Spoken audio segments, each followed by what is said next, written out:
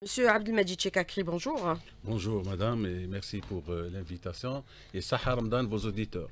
Sahar Mdankoum. La CACOBAT, Caisse nationale de congés payés et du chômage intempérie des secteurs du bâtiment et des travaux publics en situation d'intempérie, commencent à assurer aujourd'hui les congés payés, puisque nous avons vu sur la question des indemnisations, le président de la République a donné des orientations très claires et très strictes hier lors du Conseil des ministres. Monsieur Chekakri. Alors pour commencer, je voudrais juste préciser que en ce qui concerne la caisse des congés payés pour les deux principales missions, c'est celui de verser donc les congés payés annuels au profit donc de 771 000 travailleurs et aussi pour la prise en charge du remboursement des dépenses engagées par les employeurs au titre du chômage intempérie. Et là, je voudrais donner quelques précisions concernant donc le chômage proprement dit, pour dire que le chômage intempérie concerne les travailleurs qui exercent en plein air et ciel ouvert, qui sont préalablement, bien entendu, déclarés par leurs employeurs. Le but essentiel, c'est de préserver de ce remboursement, c'est de préserver un peu la sécurité et la santé des travailleurs du fait de ces mêmes intempéries qu'on peut désigner ou la titre désigner comme les pluies, les vents violents, les neiges et j'en passe. Et puis dernièrement, depuis 2017, on a introduit donc un risque nouveau, c'est celui de la prise en charge des fortes chaleurs. On avait démarré dans les Grands Sud, puis on a élargi à l'ensemble du territoire national à partir de 2019. Pour donner un chiffre, pour ce qui concerne les intempéries, l'année passée, en 2023, nous avons pris en charge plus de 75 000 travailleurs pour une dépense de 480 millions de dinars, hein, donc 48 milliards de centimes, et chaque année à peu près on est dans le même volume. Alors justement par rapport à ce volume, et comment se fait, à partir de quel moment cette prise en charge des congés payés est assurée par la CACOBAT? Alors pour les congés payés, ce sont donc des cotisations qui sont versées durant l'exercice qui démarre du 1er juillet au 30 juin de l'année suivante. C'est 12,21 du salaire prélevé qui sont versés en réalité par l'employeur et qui se transforment donc à partir du 1er juillet de l'année suivante en droit en congé. Même titre que tous les autres travailleurs, les travailleurs du BTPH connaissant un peu leur spécificité, c'est un métier itinérant. Le travailleur donc peut se retrouver sur un exercice, travailler chez plusieurs entreprises et dans différentes wilayas, ce qui fait que cette caisse, la CACOBAT, elle est là justement pour consolider l'ensemble de ses droits et les verser donc à partir du 1er juillet, et c'est-à-dire jusqu'à fin août au profit de ces travailleurs. J'ai donné le chiffre tout à l'heure, il dépasse les 670 000 travailleurs. Mais Pour un justement, montant, pardon, excusez-moi, Madame Souya Lachmi, pour un montant supérieur à 24 milliards de dinars. alors, par rapport à ce que vous déclarez à l'instant, par rapport à cette prise en charge, bien sûr, des congés payés en situation d'intempérie, il y a eu les récentes intempéries. Comment s'est opérée la compensation des pluies récentes qu'a connu le pays dans certaines localités, puisque vous avez donné un ordre de grandeur et un chiffre aussi relatif sur les 360 dossiers compensés et retenus, parmi lesquels il y a eu pas moins de 1000 dossiers qui ont été déposés au niveau de la CACOBAT. Oui, parce qu'il faut que j'explique un peu le processus. Là, il faut distinguer le congé payé du chômage intempérie. On Hmm. parle ici du remboursement de l'indemnité qui est liée à l'intempérie. Le congé payé est une partie différente de celle du chômage intempérie. Donc, sur les 1000, d'ailleurs, je peux vous donner un chiffre. En janvier et février, on a reçu environ 1800, à fin février, 1800 dossiers. Alors, le process se fait comme suit. Donc, dès le constat de l'intempérie, l'entreprise procède à la transmission par le canal de la plateforme de la CACOBAT Tasrihatkum un arrêt de chantier qui indique le nombre de travailleurs concernés par l'intempérie. Il indique la nature donc, de l'intempérie, donc ça soit la neige, la pluie, qui a été dans l'obligation, qui les a contraints d'arrêter le chantier. À la reprise de travail, la même entreprise se doit de nous transmettre également par le biais du même canal, à savoir donc à distance, la reprise de chantier avec les éléments d'information qui concernent les salaires qui ont été versés durant l'arrêt de chantier au préfet de ces travailleurs. Donc c'est le processus normal qui est utilisé par nos clients, si j'ose dire. Là, il faut préciser que pour ce qui concerne la prise en charge ne peut pas dépasser 200 heures par année civile. Donc en l'occurrence, pratiquement 5 semaines qui sont versées en période continue ou bien discontinue. Pourquoi 200 heures? Parce qu'en réalité, la détermination de la cotisation qui est partagée entre l'employeur et le salarié, qui est de 0,75%, partagée à part égale entre l'employeur et le salarié, et nous permet justement, donc, ne peut pas permettre donc d'aller au-delà de ces périodes. Et puis, il n'y a jamais eu d'intempérie au niveau des chantiers, je précise, qui va au-delà d'un mois et demi. Alors, mais est-ce que c'est-à-dire ces compensations ou cette prise en charge des congés en situation payée, hein, des congés payés en situation d'intempérie, ne peut se faire sans les déclarations des travailleurs? Non, elle se fait par le biais de l'employeur. Pourquoi? Parce qu'en réalité, lorsque l'arrêt de chantier est déclaré par l'entreprise, c'est lui-même qui procède au paiement de l'équivalent de 75% du salaire au profit du travailleur qui a été arrêté pour cause d'intempérie. Mais tout le monde déclare ses employés dans le cas où ce n'est pas la situation n'est pas le cas. Comment vous agissez? Puisque par le passé, vous avez donné quand même un ordre de grandeur en parlant de près de 50 000 travailleurs ne sont pas déclarés et exercent au noir dans le BTPH. Alors, dans le autre volet donc, de contrôle qui est exercé par la CACOBAT, nous disposons donc d'un nombre de 101 contrôleurs qui sont la plupart agréés, assermentés, qui exercent des missions de contrôle au niveau du chantier, souvent, donc ils font des sorties. L'année passée, on a fait plus de 32 000 sorties au niveau des chantiers. Nous avons contrôlé plus de 400 000 travailleurs. Ceci nous a permis, ça c'est un chiffre nouveau, d'identifier plus de 90 000 travailleurs qui ne sont pas déclarés à la CACOBAT. Nous avons également un autre chiffre, c'est celui de la sous-déclaration des salaires, parce qu'il n'y a pas que le travail au noir. Nous le luttons, d'ailleurs on n'est pas le seul à lutter contre le travail au noir. Il y a l'inspection du travail qui relève du même tutelle que celle de la CACOBAT, en l'occurrence le ministère du Travail, de l'Emploi et de la Sécurité sociale.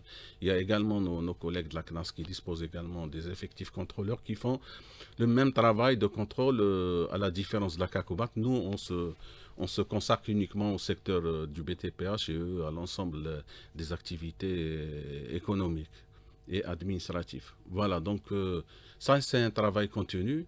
Et pourquoi on a un chiffre un peu plus important que celui de l'année dernière? Je l'ai expliqué, c'est les effectifs qui ont monté et puis c'est le boosting, entre guillemets, du ministère quant à aller multiplier les sorties et le travail le contrôle sur pièce pour essayer justement d'identifier ces travailleurs au noir et de les remettre dans le champ légal d'activité. C'est ce qu'on fait au niveau de la CACOBAT. Oui, mais c'est passé de 50 000 à 90 000, c'est un chiffre assez important. Que risquent aujourd'hui les employeurs qui ne déclarent pas leurs employés au niveau de la CACOBAT et qui le font travailler au noir aujourd'hui, monsieur Abdelmajid Chekak? Alors, je compléterai par le fait que tous les entreprises qui ont été identifiées, Combien? Les entreprises, Oui. plus de 5 000 entreprises, qui travaillent donc, qui ont été répertoriés comme employant des travailleurs en noir. Il y a des redressements, des pénalités de majoration de retard qui leur sont appliquées.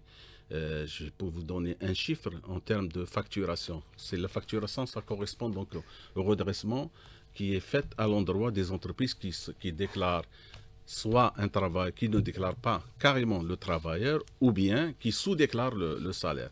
Elle est de l'ordre de 4 milliards de dinars. Donc ça, c'est le redressement qui a été effectué durant l'année 2023. Alors justement, un redressement important pour les 5000 entreprises qui n'ont pas déclaré pratiquement leurs employés. Est-ce qu'on peut aller aussi vers d'autres poursuites à l'égard de ces entreprises, des poursuites judiciaires et voire même la liquidation de l'entreprise, Alors, dans le cas échéant?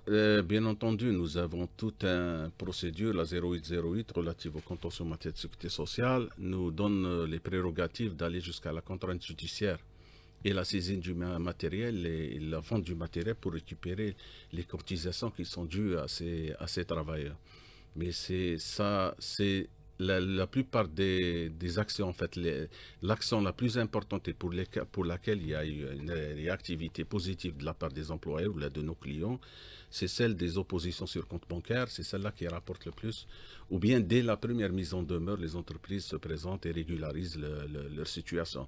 Mais nous avons effectivement des cas où on va jusqu'à la contrainte judiciaire et la liquidation, la vente du matériel pour récupérer les cotisations des travailleurs. Alors, bien sûr, la CACOBAT, c'est une caisse de sécurité sociale, au même titre que les autres, qui est active, bien sûr, dans le secteur du ministère du Travail et de la Sécurité sociale, qui assure, bien sûr, les congés payés et du chômage intempéries en situation, bien sûr, de catastrophe, ce que nous souhaitons pas aujourd'hui, une question qui a été largement débattue hier lors du Conseil des ministres. C'est une caisse qui a été créée pratiquement en 2024. C'est une caisse exceptionnelle par rapport à l'Algérie, monsieur Chekakri, puisque nous avons vu que c'est un modèle qui n'existe que dans les pays de l'Occident et non pas au niveau des pays de l'Afrique et non pas dans les pays arabes. C'est important d'avoir mis en place cette caisse aujourd'hui, c'est-à-dire préserver les droits des travailleurs reste une obligation suprême. Très bien, donc ça confirme un peu la position des pouvoirs publics lorsqu'ils annoncent que l'Algérie est un État social. Par excellence. C'est par excellence, donc c'est une preuve. La CACOBAT en est une preuve vivante. Parce qu'en réalité, au-delà des 9 branches risques qui sont couverts par la sécurité sociale en Algérie, il y a eu également les congés payés, les chômages intempérés à travers la CACOBAT, ce qui fait de nous un peu, ce qui fait de l'Algérie un peu une spécificité. Vous avez bien dit effectivement que la CACOBAT est unique, elle est unique en Afrique, elle est unique dans le monde arabe. Voilà, c'est pour répondre un peu à la préoccupation de la société. On a été jusqu'à, donc pour le cas particulier des travailleurs du BTPH, d'aller assurer l'indemnisation au titre des chômages intempéries et surtout le règlement des droits en congé. S'agissant de la création de la CACOBAT a été créée en 97 par décret donc le 4 février 1997. Donc on a déjà fêté le 4 février passé notre 27e anniversaire, donc nous avons 27 ans d'âge. Le régime en lui-même, si je peux me permettre d'aller une petite introduction sur l'histoire, il a été créé en 1938. Nous pouvons même dire que c'est le premier régime de protection sociale qui est né, qui a été créé en Algérie. Par la suite, ont suivi les caisses de sécurité sociale. Il a été supprimé en 1984 pour des raisons socio-économiques de l'époque et pour le même contexte en 97, donc économique et social, il a été ressuscité donc à travers la CACOBAT. Donc la CACOBAT joue le rôle au même titre que toutes les autres caisses de sécurité sociale dans le domaine donc de la protection des travailleurs en particulier. Parce que CACOBAT vient pour compléter ce maillage. Pour ce qui est de la partie sécurité sociale, il y a la CNAS, la CASNOS. Nous venons pour La CNR protéger, aussi. et la CNR pour la partie bien entendu retraite. Et la CACOBAT vient pour justement compléter ce maillage par la protection au profit des travailleurs donc, du BTPH. Alors, Monsieur Abdelmajid Chikakri, je voudrais revenir avec vous sur plusieurs aspects par rapport au rôle de la CACOBAT pour assurer bien sûr les congés payés et du chômage intempéries des secteurs du bâtiment et des travaux publics. Je voudrais revenir avec vous sur un aspect très très important. Nous avons vu qu'aujourd'hui, par exemple, sur la question des intempéries, il y a eu bien sûr élargissement des intempéries à situation de canicule, puisque nous avons vu que l'année dernière et l'année précédente, nous avons connu des pics de température jamais égalés auparavant. C'est important de les prendre en charge aujourd'hui. Ça veut dire qu'en situation d'intempérie, automatiquement, les chantiers sont à l'arrêt parce que c'est une exposition à l'externe. Effectivement, donc nous, la Cacobat a intégré les fortes chaleurs, la canicule comme vous dites, dans le domaine de la prise en charge liée au chômage intempérie depuis 2017. Peut donner un chiffre pour ce qui concerne l'année 2023, on a pris en charge plus de 15 000 travailleurs et on a indemnisé un montant égal à 138 millions de dinars, à peu près 14 milliards de centimes. Donc c'est une, si je peux me permettre, une première mondiale parce que en termes dans le domaine de la protection sociale, proprement dit, parce que dans le domaine économique, la question elle est prise en charge par les assurances économiques pour ce qui concerne maintenant les individus auxquels nous nous concentrons on est les seuls à intégrer donc cette indemnisation au titre de l'intempérie. Donc voilà, je voulais relever ce point qui est important pour dire que l'Algérie, en dehors de ce que je viens de dire, de la couverture des 9 risques et l'introduction des congés payés du chômage intempéries pour le BTPH, nous avons également innové puisque nous avons intégré la canicule ou bien les fortes chaleurs dans le domaine de l'indemnisation. Ça, c'est unique. Je peux dire dans le monde pourquoi, parce que nous avons une caisse qui est à peu près équivalente à celle de la Cacobat qui se trouve en France. Jusqu'à présent, ils n'ont pas intégré donc la question de la prise en charge de la canicule. Donc nous l'avons fait depuis 2017 par étapes, bien entendu, puisque nous avons commencé par les régions du Sud et après on l'a élargi à l'ensemble du territoire national en 2019. Et on est plus exposé à la chaleur que d'autres Effectivement. aussi pays. Alors je voudrais revenir aussi avec vous par rapport à cette question. Nous avons vu aujourd'hui que vous êtes initié à la numérisation. Vous êtes parmi les premiers à avoir adopté bien sûr le principe de la numérisation. Et je le réitère souvent, c'est-à-dire que le secteur de la sécurité sociale a été parmi les premiers à avoir été numérisé avec la carte Chifa, la première, et bien sûr le système de contractualisation qui a été mis en place au profit, bien sûr, des travailleurs à tous les niveaux, qu'ils soient salariés ou non salariés. La numérisation aujourd'hui vous permet d'avoir des indicateurs et des chiffres précis. Ça vous aide aujourd'hui à agir et à réajuster les politiques que vous mettez en place, puisque vous avez donné, par exemple, un ordre de grandeur de 50 000 travailleurs dans l'arrêt. Ils sont passés carrément à 90 000. Voilà. Donc, effectivement, le secteur, donc le ministère du Travail et de l'Emploi et de la Sécurité sociale est pionnier dans le domaine de la numérisation. Au départ, on l'appelait dématérialisation. Pour ce qui concerne, d'ailleurs, la CACOBAT, au même titre que les autres caisses, en l'occurrence la CNAS ou la CASNAS ou la CNR et j'en passe. Pour ce qui concerne la CACOBAT, nous avons été en 2012, le premier organisme chargé d'un service public qui met en place une plateforme de télédéclaration qu'on a appelée Tasrihatkom. Et depuis, nous avons pratiquement, d'ailleurs, depuis les 3 dernières années, nous avons développé 8 services. Donc, les 2 derniers services, on les a lancés le 4 février 2024. En l'occurrence, celui en rapport avec la délivrance de la mise à jour à distance et l'attestation d'affiliation à distance. Pour ce qui concerne la CACOBAT, nous avons fait la boucle en termes de numérisation. Tous nos contacts, tous nos liens avec nos clients externes, en l'occurrence les employés salariés, sont maintenant dématérialisés et numérisés. Il nous reste des actions à entreprendre dans le domaine de la communication, mais toujours inscrits au registre de la numérisation qu'on devrait lancer donc, avant la fin de l'année 2024. Mais pour ce qui concerne le client externe, tout est numérisé, à commencer par la déclaration, le versement des cotisations. Il faut savoir que, Souila Lachmi, que depuis 2017, il est possible pour les entreprises affiliées à la CACOBAT, au même titre de la CNAS, la CASNOS, de payer leurs cotisations à travers le e-payment dont disposent les caisses que je viens de citer. La CACOBAT donc l'a lancé en 2017. Nous avons également la possibilité, nous avons installé des TPE également pour ceux qui voudraient se présenter au niveau des structures déconcentrées de la CACOBAT. Mais sachez que la boucle est vraiment bouclée.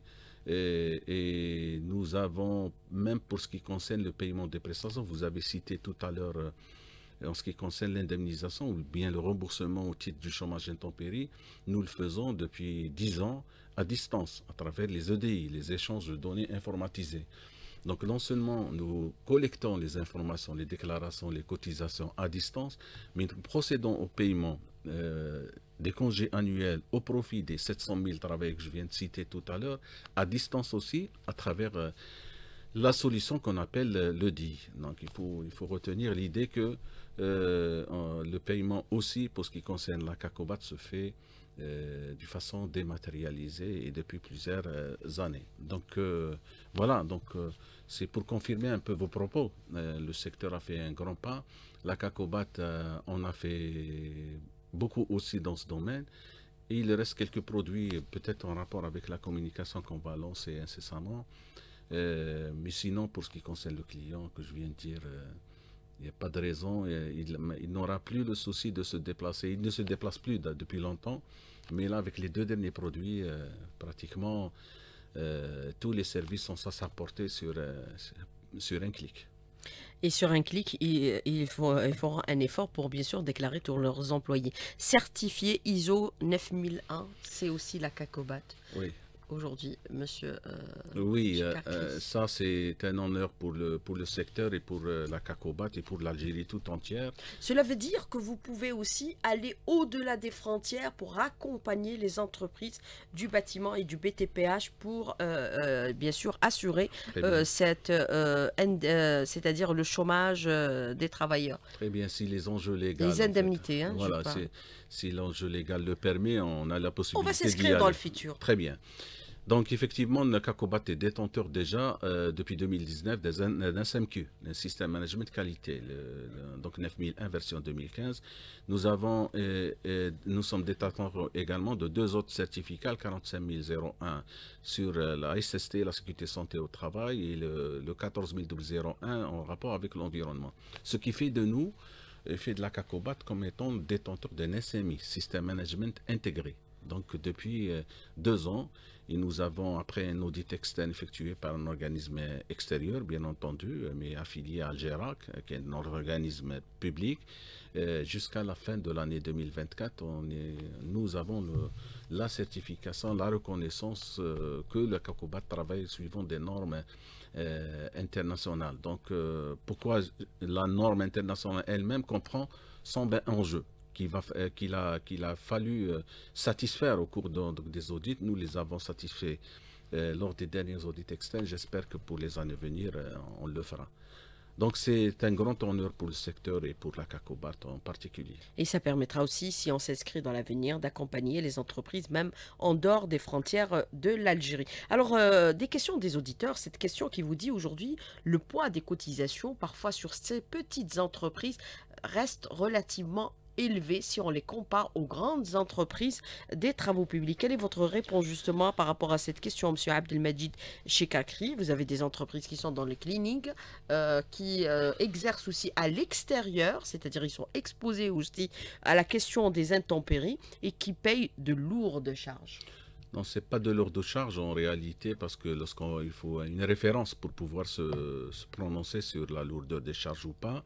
Nous avons des références qui font que nous sommes très loin des charges que payent les autres entreprises dans un autre environnement. 1221 est une obligation légale. C'est le congé annuel, il doit être payé par l'entreprise quelle qu'elle soit, le secteur d'activité. Donc, pour ce qui nous concerne, le 1221, il permet juste de régler le congé annuel au profit du travailleur. Donc, pour ce qui concerne du fonctionnement des investissements de la CACOBAT, nous sommes assez outillés en termes financiers pour nous permettre de nous développer, de financer notre fonctionnement en dehors des cotisations qu'on perçoit. Donc, c'est une obligation, c'est quelque part dire à cette entreprise de ne pas payer le congé annuel d'un travailleur qui travaille 12 mois, ne pas le satisfaire. Donc, 0,75, est-ce que c'est réparti à part égale pour ce qui concerne le remboursement du chômage intempérie, n'est également pas une charge importante à l'endroit des entreprises, qu'elles soient petites, moyennes ou grande en C'est contrepartie. classé en fonction Voilà, de leur volume voilà. et de leur taille? Oui, oui. Et puis là, on parle des travailleurs, des droits aux travailleurs. L'entreprise, elle a des obligations à satisfaire, elle le fait. Nous, il s'agit pour nous de préserver le congé, permettre à ce travail de se reposer, de reconstituer sa force de travail. Et puis pour l'intempérie, pour préserver sa santé et sa sécurité. Donc la question, elle est tranchée pour ce qui concerne le financement. Alors, les délais d'indemnisation parfois sont très lourds et Euh, très longs. Elles sont pas longues, je vous ai dit. C'est la question de l'auditeur. Oui, j'ai expliqué tout à l'heure que l'arrêt de chantier il est transmis par Internet à 97%. Mais quel est le volume, par exemple, qui est pris en charge? Le, Quel est le taux qui est pris en charge? le problème, c'est la question plutôt. Souvent, on a des cas d'employeurs qui ne transmettent pas la reprise de travail, ce qui fait que on a un souci pour pouvoir indemniser l'entreprise. Il faut les convoquer, il faut leur envoyer, les appeler par téléphone pour qu'ils viennent compléter leur dossier ou l'envoyer à distance pour pouvoir procéder à l'indemnisation. Donc nous nous tenons au terme échu. Nous avons d'ailleurs un indicateur de mesure qui nous permet de mesurer le temps d'attente qui est pris dans le règlement de dossier lorsqu'il est complet. Nous avons 5 jours. Nous avons fixé à travers la norme, vous venez de la citer, qui est examinée par les auditeurs externes, 5 jours à partir du moment où l'entreprise transmet l'ensemble des éléments d'information qui nous permettent de rembourser l'entreprise directement parce qu'elle est censée justement avoir payé 75% de l'équivalent du salaire aux travailleurs, au préalable.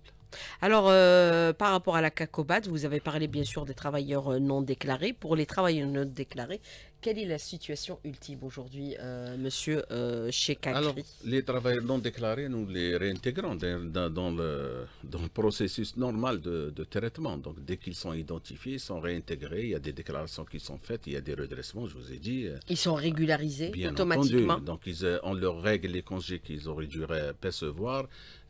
Souvent, c'est les congés annuels, c'est pas le chômage intempérie.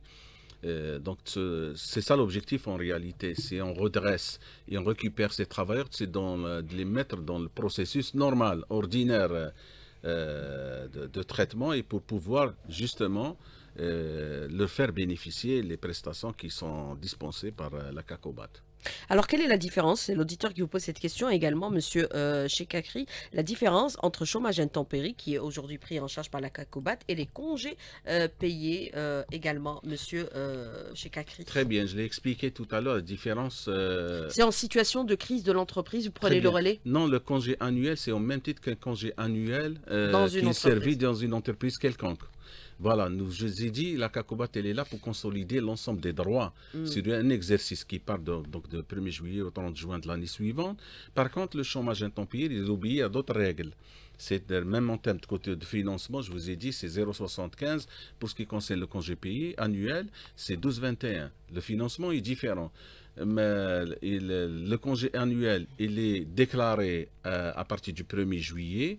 Le chômage intempérie à partir de la survenance de l'intempérie, à travers la transmission par le canal de la plateforme Tasrihatkoum, l'arrêt de chantier par l'employeur lui-même. Voilà, et puis la CACOBAT donc, intervient par la suite, une fois que les dossiers ont été transmis en complet, au traitement et au règlement ou le remboursement à l'entreprise directement. Le congé annuel, il est versé aux salariés directement. Le chômage intempérie, il est remboursé à l'entreprise. Alors, autre question de l'auditeur qui vous dit aujourd'hui, par exemple, les ayants droit, est-ce qu'ils peuvent bénéficier des mêmes avantages qu'offrent aujourd'hui, par exemple, les autres caisses de sécurité sociale? Non, ils ne sont pas concernés. Il y a uniquement donc, le salarié, le travailleur qui perçoit donc, le congé annuel ainsi que... En cas de décès, donc bien entendu, ça devient un arrérage qu'il va falloir donc verser aux salariés, aux ayants droit. Alors, pour les personnes qui ont eu, par exemple, des accidents au niveau des chantiers, certains même sont décédés, quelle est à ce moment-là l'alternative, monsieur Abdelmajid Chekakri, dans le cas où ils ne sont pas déclarés et que, effectivement, la constatation du décès s'est faite au niveau du chantier? On a eu pas mal d'accidents de ce type. Très bien. Là, c'est une question du ressort de l'ACNAS. En réalité, c'est l'ACNAS qui prend en charge les accidents du travail qui surviennent au chantier. Nous n'intervenons uniquement qu'en cas d'arrêt de chantier. En cas de survenance d'accident, à l'intérieur du chantier, c'est la CNAS qui intervient pour tout ce qui est en rapport avec la question de l'accident de chantier. Alors, est-ce qu'on peut considérer aussi, parallèlement à cette question que je viens de vous poser, Monsieur Chikakri, que parfois, pour, par exemple, les travailleurs salariés, il peut y avoir une confusion entre les prérogatives de la CACOBAT et celles de la CNAS, celles de la CASNOS et même peut-être de la CNR? La CNR n'intervient pas sur le terrain, il n'y a que la CNAS, souvent la CNAS et bien entendu la CASNOS pour ce qui concerne les non-salariés, parce que lorsqu'il s'agit de chantier, généralement ça concerne la CNAS et la CACOBAT. Il n'y a pas de confusion, nous travaillons donc souvent ensemble. Tout ce qui est action de contrôle, par exemple, nous avons des brigades mixtes qui constituées de contrôleurs de la CNAS et ceux de la CACOBAT qui sont dans le chantier. Donc la différence et la distinction elle est comprise par l'ensemble des salariés. Mais s'il y a des compléments d'information, donc ils peuvent maintenant se connecter sur le site web de la CACOBAT pour comprendre un peu l'émission TAHA, www.cacobat.dz, ou bien nous avons un compte Facebook pour ça, pour savoir un peu, connaître un peu l'actualité de la CACOBAT et aussi ses missions. Alors, ce commentaire de l'auditeur qui vous dit, étant opérateur du BTPA, je reconnais que la CACOBAT est l'agence qui a le plus facilité notre acte management et aussi celle qui a le mieux accompagné les entreprises durant le Covid, la période du Covid, et ont mis en place un système de recouvrement réalisable et atteignable. Quelle est votre réponse justement par rapport à cette question, par rapport à la période de Covid? Parce que là aussi, c'est une situation exceptionnelle où vous avez dû intervenir, puisque le BTP était un des premiers secteurs. Situation exceptionnelle, mesures exceptionnelles. Quelles ont été les mesures? Alors, durant le Covid, nous avons procédé au remboursement de 7 mois de cotisation au profit des entreprises durant le Covid. Nous avons également procédé à l'arrêt des poursuites en recouvrement forcé et au profit de ces entreprises. Donc nous les avons pendant presque une année et demie préservées.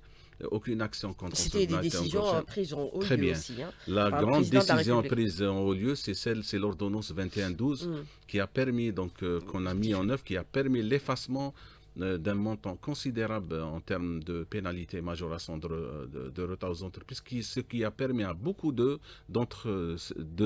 à ces entreprises de réactiver de se relancer sur le marché. Exact. Donc ça, c'est des mesures que l'exception, c'est ce qu'a fait la CACOBAT, en l'occurrence le remboursement de 7 mois de cotisation aux entreprises. Alors, Monsieur Abdelmajid Chikakri, quand vous parlez bien sûr des congés payés, bien sûr de la prise en charge également de chômage en situation d'intempérie, vous avez parlé bien sûr de la situation d'exception et bien sûr l'intempérie aujourd'hui qui est considérée comme étant aujourd'hui un phénomène majeur dans notre pays, comme par exemple la canicule prise en charge bien sûr par la CACOBAT. La CACOBAT ne s'intéresse exclusivement qu'aux bâtiments, les travaux publics seulement, ou elle élargit ses prérogatives à d'autres secteurs également? Non, pour le moment, de par le texte qui organise ses activités, donc le 97-45 portant création de la CACOBAT, il est dans nos missions exclusives que de s'occuper que du bâtiment de travaux publics hydrauliques. Bien entendu. Hydraulique, tout ce qui intervient sur les chantiers des eaux. Donc les barrages, construction d'eau, canalisation d'eau et tout ça. Station de dessalement. Exact. Donc les SDEM aussi sont concernés. Nous sommes ouverts en réalité à toute proposition qui pourrait plutôt permettre à la CACOBAT éventuellement de prendre d'autres catégories d'actifs. Mais pour le moment, de par la législation prévue en la matière, nous nous occupons uniquement que du BTPH. Mais quand vous dites nous sommes disposés à prendre en charge d'autres actifs, quel type d'actifs par exemple, monsieur Chikakri?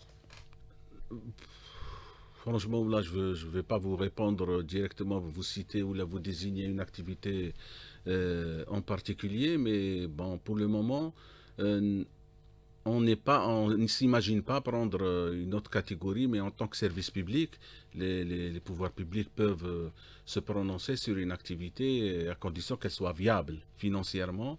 Et on a les outils de gestion qui nous permettent justement notre mode de management qui permet de prendre en charge éventuellement une activité que les pouvoirs publics voudraient les intégrer donc au niveau de la CACOBAT. Alors, je voudrais revenir avec cette question de l'auditeur qui vous dit, par exemple, en situation d'indemnisation, parfois les enquêtes sont un peu trop lentes parce qu'il y a la définition du métier qui doit être bien précisée. Par exemple, pour le bâtiment, si on travaille à l'intérieur de la bâtisse, on peut ne pas avoir la même indemnisation que ceux qui travaillent à l'extérieur de la bâtisse. Quelle est votre réponse? Pourquoi cette précision particulière? Non, la précision et la nuance, elle est importante. Mais dans l'esprit des travailleurs, oui, c'est un il peu faut difficile. la préciser. Je vais essayer de la préciser en réalité. Mais pourquoi cette précision Alors déjà? pourquoi? Parce qu'à la base, lorsque l'entreprise déclare le personnel concerné par assujetti donc au chômage intempérie, il ne déclare de par la législation que les travailleurs qui exercent en plein air et à ciel ouvert, parce que ce sont ceux-là qui sont justement qui sont concernés par l'intempérie directement. Ceux qui sont à l'abri peuvent ne pas prévaloir à ce droit. Donc voilà. Donc déjà, de par le financement à la base, ils sont exclus. Donc ceux qui travaillent au niveau donc à l'abri. Oui, mais s'il y a arrêt du chantier, Oui. tout le monde subit le préjudice. Par exemple, ceux qui sont dans le ferraillage, ils exercent en plein air, ils ne s'arrêtent pas. La pluie n'arrête pas le ferrailleur. Celui qui exerce, parce que généralement, ils sont à l'abri. Ceux-là, à titre d'exemple, hein, et ils ne sont pas concernés. Celui qui est dans le bureau, et l'intempérie ne le gêne pas. Il y a uniquement celui qui est dans le chantier, le conducteur d'engin qui est dans le chantier. C'est ceux-là qui sont concernés. D'ailleurs, ce n'est pas l'entreprise elle-même qui procède à la déclaration de ces activités qui sont exercées en plein air. Et l'identification aussi des métiers spécifiques au bâtiment. Nous avons la nomenclature des métiers de l'ANEM qui est intégrée donc, dans notre déclaration. Nous identifions donc ces personnels à travers donc, la nomenclature du métier de l'ANEM qui est intégrée dans notre plateforme de télédéclaration.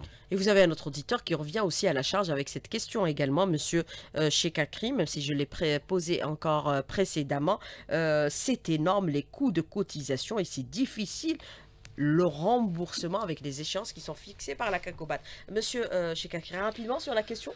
Non, c'est pas énorme. Hein. C'est pas. Je vous ai dit, bon, je vais pas aller dans l'exemple d'une caisse de congé payé équivalente à la nôtre qui se trouve en France, dont le taux de cotisation, on n'a qu'à prendre référence.